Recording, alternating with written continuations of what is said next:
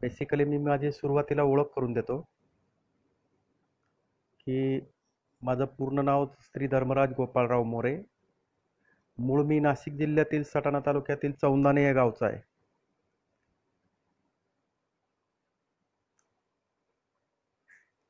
Okay. चौंदाणे या गावचा आहे. मी सर्वप्रथम माझ्या जन्मभूमीला जननीला नमन करतो. माझ्या गावातील आराध्य दैवत श्री रामगिर बाबा यांना वंदन करतो. माझी सुरुवातीला थोडीशी पार्श्वभूमी सांगतो की मी रायगड जिल्ह्यातील नागोठणे येथे रिलायन्स कंपनीमध्ये कामाला आहे. एवढीच माझी ओळख भरपूर झाली. आता पुढचा जो विषय आहे तो मी माझ्या वडिलांवर जे पुस्तक निघालेलं आहे, पुण्या एकाची धरणगाथा, या पुस्तकावर मी आपल्याला माहिती सांगणार आहे. की थोडं थांबू का सर? अजून कोणी आलेले नाही तेवढं जास्त.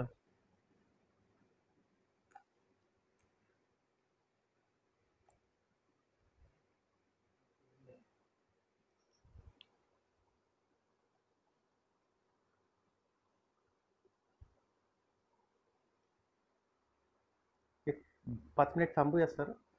अजून थोडे आलेत का मग आपण सुरुवात करूया पुन्हा पुन्हा सांगण्यापेक्षा. मी कोकणात राहतो. कोकण हा परिसर अतिशय सुंदर आहे. जवळपास मला साधारण 29 वर्ष होतील आता इकडे राहायला. पण मी गावाशी कंप्लीट माझी नाळ जोडलेली आहे की गावाला माझं सतत जाणं येणं चालू असतं.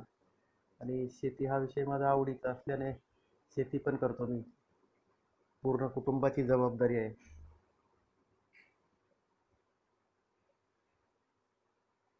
Okay sir. तर आजचा विषय असा आहे की माझे वडील कैलासवासी गोपाळराव तानाजी मोरे हे चौथी पास शिकलेले चौथी पास झालेले होते. आणि त्या काळात आमच्याकडे खूपच गरिबी असा प्रकार होता. म्हणजे एकत्र कुटुंब असताना खूप चांगली परिस्थिती होती. पण वडील असं काम करायचे नाही म्हणून आजीने आजोबांनी असं ठरवलं की याला काम करत नाही म्हणून गाई वळण्यासाठी पाठवलं. तर गावापासून साधारण 30 किलोमीटर अंतरावर केळझर म्हणून गाव आहे.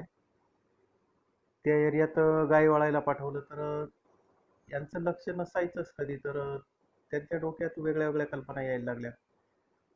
आणि सुरुवात अशी झाली की वडिलांवर पुण्या एकाची धरणगाथा हे पुस्तक लिहिलं गेलं. आता त्या पुस्तकाची पार्श्वभूमी अशी आहे की वडिलांनी जे धरण मंजूर केलेलं होतं, पुण्या एकाची धरणगाथा नावाचं हे जे धरण मंजूर करून आलं होतं केळझर गावी, तर त्या पुस्तकाची सुरुवात अशी झाली की सुरुवातीला सटाणा तालुक्याला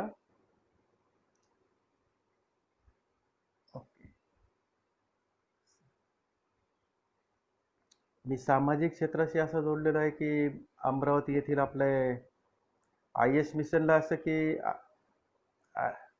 सामाजिक क्षेत्राशी असं की मी अमरावतीला सुरुवातीला मी डॉक्टर अविनाश सावजी यांच्या माध्यमातून सेवांकुर ट्रस्टला डॉक्टर जीवनलाल गांधी, डॉक्टर रवींद्र कोल्हे, पद्मश्री स्मिता कोल्हे यांच्या माध्यमातून माझी मार्चमध्येच ओळख झाली. आणि माझ्या परीने मी त्यांच्याकडून देवाणघेवाण आमचं हे चालू असतं आचार विचारांची. आणि त्यानंतर मग त्यांच्या माध्यमातूनच नरेशचंद्र काठोळे सरांची ओळख झाली. काठोळे सरांची ओळख झाल्यानंतर त्यांनी मला काल रिक्वेस्ट केली की आपण लेक्चर देऊ शकतात का? मग मी त्यांना हो म्हटलं चला आपण पण काहीतरी एक सोशलमध्ये आहोत. तर IAS मिशनमध्ये जे पोरं कामं करतात ते 17-18 तास अभ्यास करतात. अभ्यास करत असताना त्यांना पण थोडा विरंगुळा किंवा एखादा अनाडी माणूस की समाजासाठी काय काय करतो आणि ते एखादी जर इच्छा जर त्याने सुरुवातीला जर मनात आणली तर तो काही करू शकतो.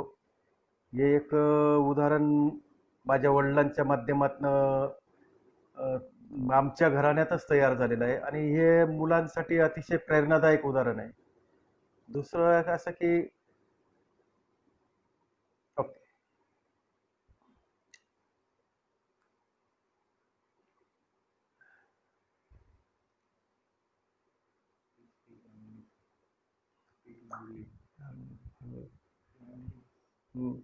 तर पुण्या एकाची धरणगाथा या पुस्तकाची मी सुरुवात सांगतो सर. हे मुलांना खूप प्रेरणादायक स्टोरी आहे. तर प्रेरणादायी असं म्हणता येईल की आमच्या भागात 2010 सालात खूप मोठा दुष्काळ पडला आणि दुष्काळ पडला तर माझं जे गाव आहे चौंदाणे, त्या गावापासून साधारण 30 किलोमीटर केळझर नावाचं गाव आहे. तिथं वडिलांनी 30 वर्षापूर्वी धरण मंजूर करून आणलेलं होतं. ते धरण मंजूर करून आणल्यानंतर सटाणा हे आमचं तालुक्याचं गाव आहे, तर त्याला पाण्याचा प्रश्न तयार झाला. पाण्याचा प्रश्न तयार झाल्यानंतर मग डायरेक्ट पाईपलाईन टाकायचा असा विचार चालू झाला. विचार चालू झाला तर मग सगळ्या पाईपलाईनीने जे पाणी जाईल तर ते नदीला पाणी राहणार नाही आणि आजूबाजूच्या शेतीला पाणी मिळणार नाही असं जे काही धरणग्रस्त जे लोक होते, धरणाचं पाणी ज्या शेतीला मिळणार होतं, तर त्यांच्या विरोध तयार झाला. विरोध तयार झाल्यानंतर मग खासदार प्रतापदादा सोनवणे यांनी आमच्या गावात मिटिंग घ्यायचं ठरवलं, की ज्या माणसाने या धरणासाठी प्रयत्न केलेले आहेत, तर त्यांच्याच गावात आपण मिटिंग घेऊ. तर त्याप्रमाणे त्यांचं मिटिंगची तारीख ठरली. तारीख ठरल्यानंतर प्रतापदादांचे एक मित्र, रिटायर्ड पोलीस सहआयुक्त श्री अभिमन्यू सूर्यवंशी, हे नेमकेच सेवेतून निवृत्त झाले होते. जवळपास 36 वर्ष ते नाशिक जिल्हा सोडून दुसरीकडेच नोकरी करत होते. तर नोकरी करत असताना त्यांचा जिल्ह्याशी गावाशी काही संबंध नव्हता.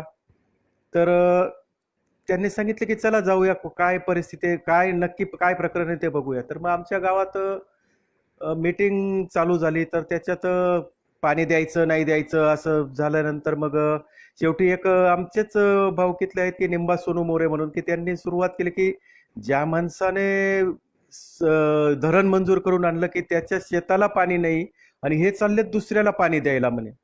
एवढं वाक्य अभिमन्यू सूर्यवंशीने ऐकलं आणि ते नाशिकला गेलेत. परत नाशिकला गेल्यानंतर त्यांना रात्रभर झोपच आली नाही की हे प्रकरण नक्की काय आहे. दुसऱ्या दिवशी परत ते गावी आलेत. गावी आल्यानंतर त्या निंबा सोनू मोरे यांना भेटले की काल तुम्ही हे वाक्य बोलले तर काय बोललेत, का बोलले असं. मग त्यांनी म्हणे मी पण तुमच्या शेजारच्या गावातलाच आहे म्हणे, निरपूरचा, पण माझी नोकरीच बाहेर गावी असल्यामुळे मला इकडचं काही माहिती नाही. तर तुम्ही सांगाल का म्हणे. म्हणे त्यांनी सर्व परिस्थिती सांगितली की ह्या गावात गोपाळराव तानाजी मोरे म्हणून एक शेतकरी होते. ते 4थी पास शिकलेले होते. तर 4थी पास असताना त्यांनी स्वतःच्या घरच्या गायी चारण्यासाठी ते तिकडे केळझर या गावी जायचे आणि त्यांच्या डोक्यात सहजच विचार आला. जसं दशरथ मांझींना त्रास झाला आणि दशरथ मांझींच्या स्वतःच्या पत्नीला त्रास झाल्यामुळे त्यांनी एका डोंगर पोखरून टाकला, तसं माझ्या वडिलांच्याही डोक्यात असं आलं की हा डोंगर आणि तो डोंगर बाजूला आहे आणि मध्ये नदी आहे आरम नावाची. तर ही नदी आणि ती नदी जर जोडली तर एक सुंदर धरण तयार होऊ शकतं. एवढाच विचार वडिलांच्या डोक्यात आला.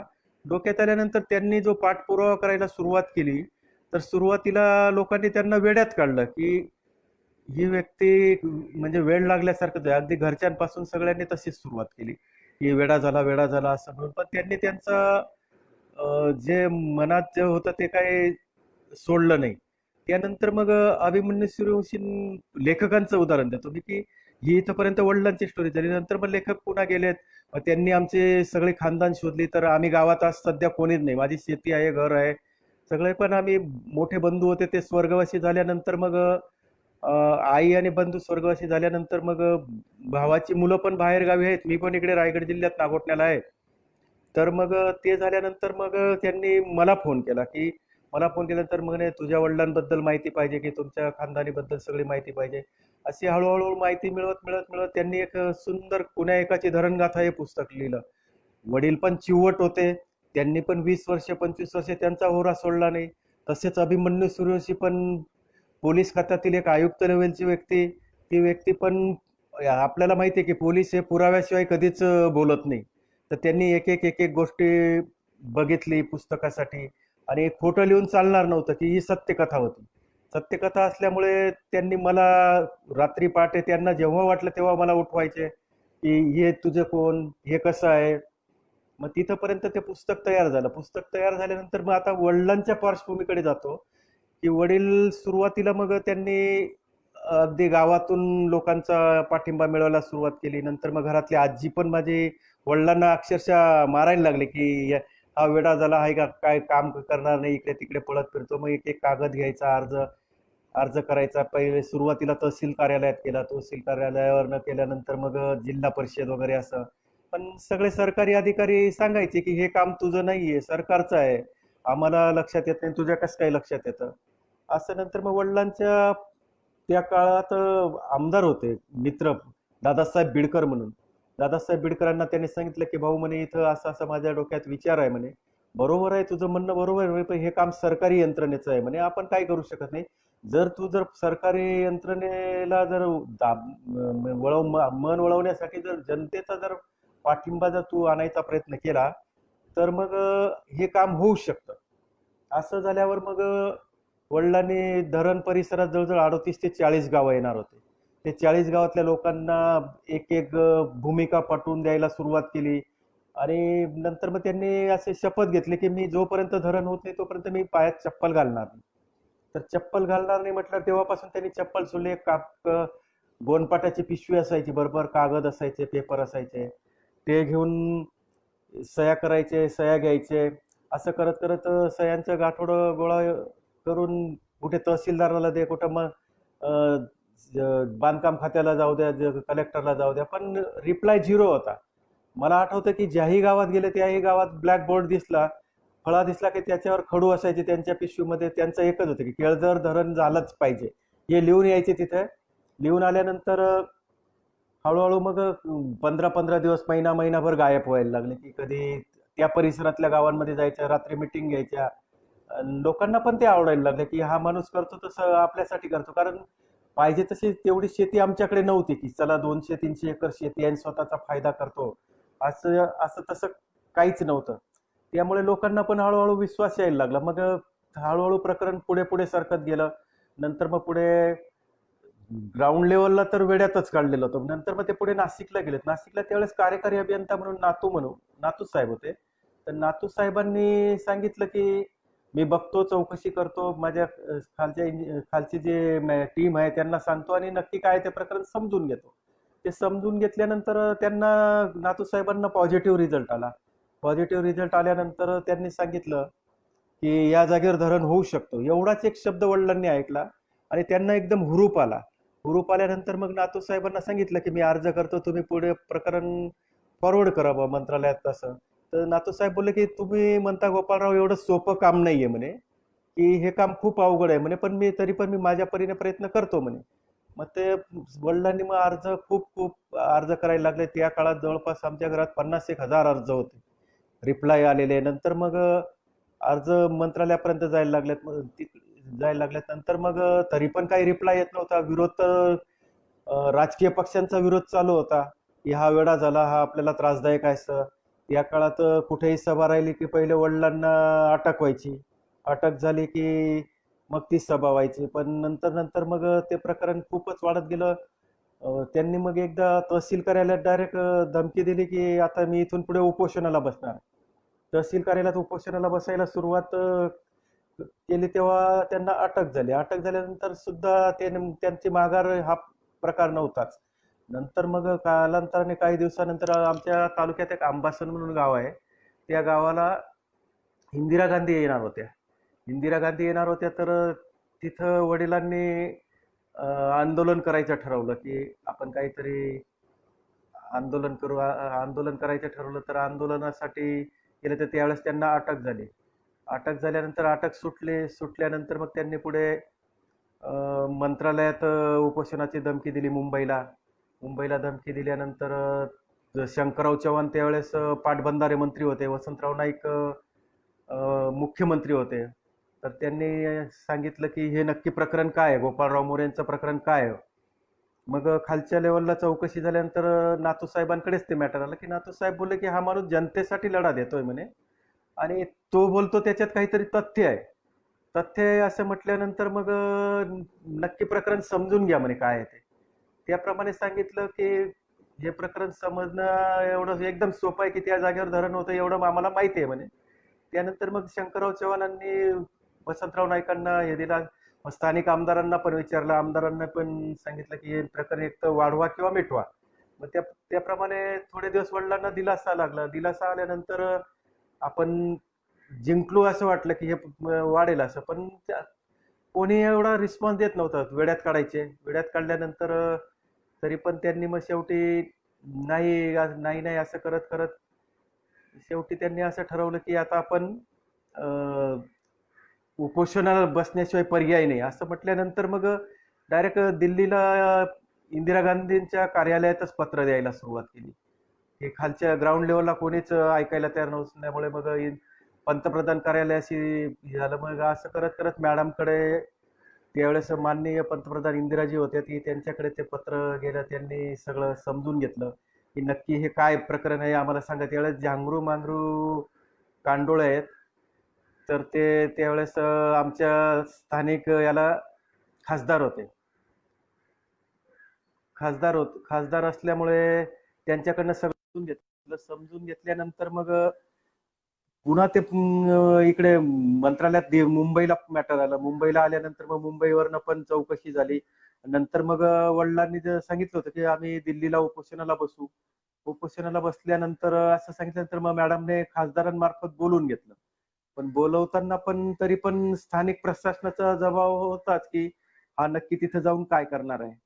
म्हणून वडिलांना दिल्लीला जायचं ठरलं तर त्यावेळेस गावातले 5 व्यक्ती बरोबर दिल्यात की हा नक्की खरंच जाणार आहे की नाही हे बघण्यासाठी. बरोबर एक सीआयडी ऑफिसर होते. तर टीडी पवार म्हणून सीआयडी ऑफिसर होते, ते ते होते. तरी पण सटाणा आमच्या तालुक्याच्या गाव सटाणा पोलीस स्टेशनवरनं मनमाडपर्यंत पोलीस आलेत की तुम्ही दिल्लीला जाऊ शकत नाही गोपाळराव म्हणे. की कारण काय म्हणे की पंतप्रधान कार्यालयात तुम्हाला परवानगी नाकारण्यात आली आहे असं तसं. त्यानंतर मग माझ्या वडिलांना त्यावेळेस मग टेलिफोनिक कॉल झाला बहुतेक पोलीस स्टेशनला की गोपाळराव मोरेंना तिकडे जाऊ द्यायला काही हरकत नाही. ते काही गांधी मार्गाने लढा लढत आहेत आणि त्यांचं जे म्हणणं आहे ते रास्त आहे तर मॅडम ऐकून घेतील. त्याप्रमाणे मग ते दिल्लीला गेले. पंतप्रधान कार्यालयात गेल्यानंतर पंतप्रधानांच्या घरीच बोलवलं. इंदिरा गांधींच्या घरी बोलवलं. त्यानंतर वडिलांना डायरेक्ट समोर खासदार साहेब जे एम कांडोळे होते व माझे वडील गावातले 4 व्यक्ती होत्या.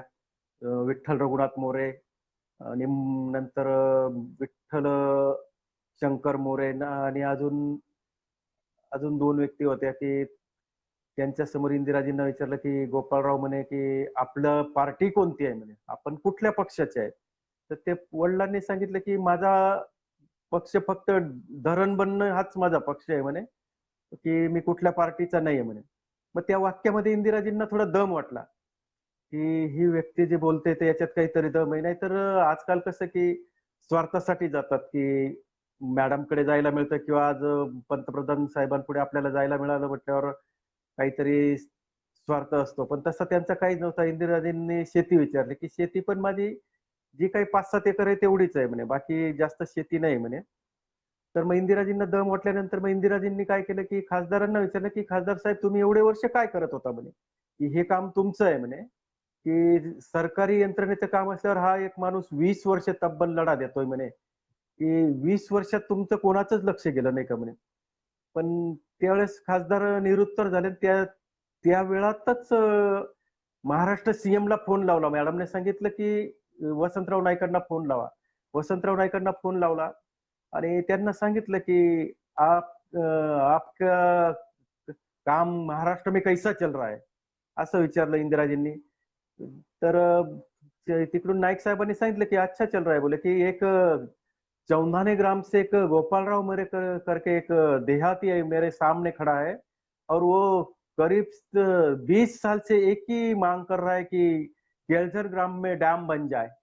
तो आप लोगों को उसने कम से कम 10-20 हजार अर्जी किया है, फिर भी आपने किसी ने ध्यान नहीं दिया है। तो अभी क्या अभी मुझे रिपोर्ट चाहिए और केलझर ग्राम में डैम मंजूर हो गया है, मैं ऐसे आपको बता रही हूँ। तर त्याप्रमाणे मग वडील खूप खुश झाले. धरण मंजूर झालं. अ, एक प्राईम मिनिस्टर पण त्यांना तेवढ्यासाठी 20 वर्ष लढा द्यावा लागला आणि खूपच संघर्षमय प्रवास होता तो की आमच्या घराकडे लक्ष नव्हतं. लग्नाच्या बहिणी होत्या. भाऊ माझ्यापेक्षा बरेच मोठे होते. मोठे बंधू माझे पण त्या काळात लहान होते पण खाण्याची वणवण असायची. बहिणींचे लग्न होते. ते व्यक्ती म्हणजे घरच्यांसाठी राहिलेलीच नव्हती. तुम्ही जरी बोलवलं की सकाळी जेवायला दिलं, संध्याकाळी दुसरीकडे दिलं. कोणी 50 पैसे द्यायचे, कोणी 10 पैसे द्यायचे, 20 पैसे द्यायचे. त्या पैशांवरच प्रवास. घरून पैसे नाही घ्यायचे. पण घरच्यांकडे अजिबात लक्ष नव्हतं की आपली मुलं जेवण करतायत की जगतायत की शाळा शिकतायत याचा अजिबात विचार केलेला नव्हता. पूर्णपणे त्या कार्याला वाहून घेतलेलं होतं.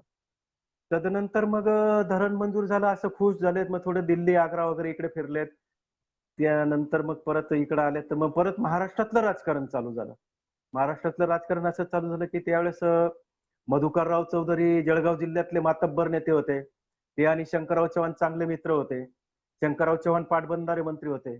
आणि जे आमच्या नदी आहे आरमजी नदी आहे तर त्या नदीचं पाणी पुढे जाऊन गिरणा नदीला जाऊन मिळतं मालेगावला. मालेगावला जाऊन मिळतं ते बागलाण तालुक्यातलं पाणी वापरून मालेगाव तालुक्याचं वापरल्यानंतर ते पुढे जळगाव जिल्ह्याला मार्गी लागतं. तर मग हा डोंगर आणि तो डोंगर जर धरण बांधलं तर बांधल्यानंतर बागलाण तालुक्याच्या 50% पाण्याचा प्रश्न सुटणार होता. 50% पाण्याचा प्रश्न सुटला असं म्हटल्यानंतर मग मधुकरराव चौधरींच्या लक्षात आलं की आपल्या जळगाव जिल्ह्याला पाणी कमी पडेल. पाणी कमी पडेल असं म्हटल्यावर त्यांनी परत ते धरणाची उंची कमी केली आणि जे एल आकाराचं धरण मंजूर केलं. त्यावेळेस परत मग वडील खूप नाराज झाले. आणि त्यांना मंत्रालयातनं पत्र आलं की धरण मंजूर झालंय पण ते सर्वसाधारण कालव्यासारखं होईल म्हणे. कालव्यासारखं झालं म्हणजे मग ते जे काही 38-40 गावांना पाणी मिळणार होतं, तर ते 22 गावांवर येणार होतं. परत वडील नाराज झाले. परत त्यांनी पत्रव्यवहार चालू केला. पत्रव्यवहार चालू केल्यानंतर थोडंफार त्याला मंजुरी मिळाली. पण तिथे धरण झालं एक 100%.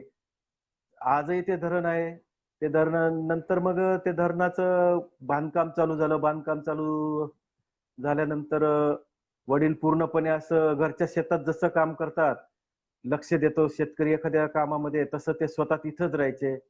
तिथं एक कोकणी समाजाचं घर होतं. बहिरम फॅमिली ती, की त्या फॅमिलीकडेच त्यांचं राहणं वगैरे असायचं. ते त्यांना घरच्यासारखं तिथं मग तिथल्या शेतकऱ्यांचं पुनर्वसन व्यवस्थितपणे केलं.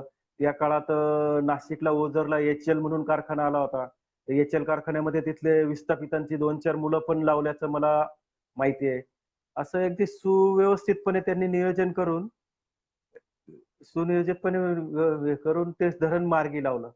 मार्गी लावल्यानंतर मग पुढचा जो प्रवास आहे की धरणाचं काम चालू होतं. घरी नसायचेत. वडिलांची संघर्षगाथा आई काबाड कष्ट करायची, मोलमजुरी करायची. घरच्या शेतात जेवढं पिकायचं तेवढं पीक आम्हाला खायला मिळायचं. नंतर मग दुसऱ्याच्या इथं मजुरी, आमची शिक्षण चालू होते. त्यानंतर मग वडील कालांतराने वडील आजारी पडलेत. त्यांना पॅरालाईज झाले होते. त्या काळात धरणाचं उद्घाटन झालं. उद्घाटनाला पण त्यांना बोलवण्यात आलं नाही. किंवा मग त्यांना कळवलं नाही. पण त्यावेळेस माझ्या वडिलांचे मित्र म्हणजे जवळपास महाराष्ट्र सरकारमध्ये 45 वर्ष मंत्री होते. ए.टी. पवार. ए.टी. पवार वडिलांचे लक्ष ठेवून असायचे, की काय चाललंय त्यांचं, काय नाही हे. आणि वडिलांच्या मैत्रीमुळे ए.टी. पवारांना आमच्या भागात 100% माझ्या गावातनं तरी मतदान व्हायचं, की चांगली व्यक्ती म्हणून गोपाळराव चे मित्र किंवा स्वतः ए.टी. पवार पण चांगले होते. त्यानंतर मग या पुस्तकाचं जर सांगायला गेलं, तर मग पुस्तकाचा विषय असा आहे, कोण्या एकाची धरणगाथा जन्माला यायचं असे कारण अभिमन्यू सुरेशेंना समजलं. त्यांनी ते पुस्तक लिहिलं. पुस्तक लिहिताना बराच कालावधी गेल्यानंतर जवळपास अभिमन्यू सूर्यवंशींनी आमचे 30 वर्षानंतर हे व्यक्तिमत्व वरती आणलेलं आहे, की माझं म्हणायचा उद्देश असा आहे, की शाहरुख खानचा एक पिक्चर आहे, की जो हम दिल से चाहते वो पुरी कायनात अपने पीछे पड़ जाती है, जुटाने के लिए.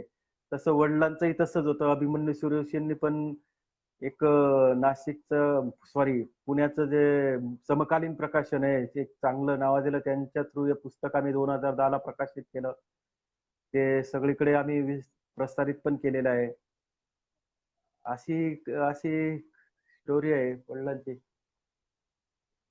तर हे याचं माझं सांगण्याचा उद्देश असा की आपलं जे मिशन आय-ए-एस आहे, तर या आय-ए-एस मिशनसाठी मुलं अभ्यास करतात. अभ्यास करताना काही सक्सेस होतात, काही नाही होत किंवा बी प्लॅन तयार करत नाहीत, की अशा दशरथ मांझी झालेत किंवा गोपाळराव मोरे झालेत. अ, आपले अमरावतीतले डॉक्टर अविनाश सावजी आहेत. पद्मश्री डॉक्टर रवींद्र कोल्हे, स्मिताताई कोल्हे आहेत. यांच्यासारखे जे थोडेफारच माणसं जन्माला आलेली असतात, की ते माणसं हे कार्य करू शकतात, की आज आमच्या घराण्यात मी आहे किंवा माझी मुलं आहेत, माझ्या भावाची मुलं आहेत किंवा माझे स्वतः बंधू होते, की नंतर पुढे असं नाही करू शकत, की हे गॉड गिफ्टच अशी म्हणावी लागेल. तशा प्रकारे जे काही मुलांचं हे आपलं आय-एस मिशन चालू आहे, त्याच्यात मुलांनी हे व्यवस्थितपणे जिद्द पकडून सगळं हे करून व्यवस्थित जर केलं तर आपल्याला सक्सेस 100% मिळू शकतं. असं माझं सगळ्या विद्यार्थ्यांना सांगणं राहील. एवढं बोलून मी माझं भाषण संपवतो सर. आणि सरांनी मला बोलायला जे चान्स दिला त्याबद्दल मी आभारी आहे.